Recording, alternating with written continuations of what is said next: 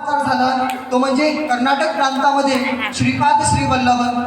नंतर तिसरा अवतार त्यांनी घेतला वाशिम कारंजा लाड त्या ठिकाणी नरसिंह सरस्वती म्हणून अवतार घेतला, तो म्हणजे दत्त महाराजांनी अवतार घेतला। तिसरा अवतार स्वामी समर्थ महाराज म्हणजे नरसिंह सरस्वती।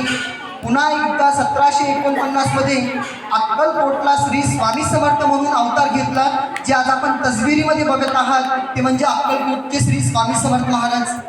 ज्यावेळेस अक्कलकोटला स्वामी महाराज आले होते त्यावेळेस प्रत्येकाच्या मनामध्ये प्रश्न उद्भवले। कोणाला संतती होत नव्हती, कोणाला मुलं बाळ नव्हते, कोणाचे विवाह नव्हते, कोणाचे शिक्षणामध्ये अडथळे, नोकरीमध्ये अडथळे, ज्या घरामध्ये भांडणं वाद किरकिऱ्या भांडणं जे सगळे प्रत्येक प्रश्न त्यावेळेस भक्तगणामध्ये होते। त्यावेळेस अक्कलकोटला फक्त काही मर्यादित पुरतं स्वामींना त्या ठिकाणी दामवून ठेवलं होतं।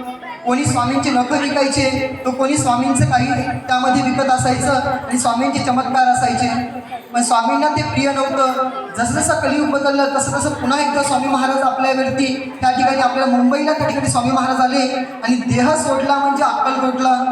आज देह स्वरूपात जे आज आपण जे बघतो ते म्हणजे आपले जे दिंडोरी पिढी परमपूज्य गुरु माऊली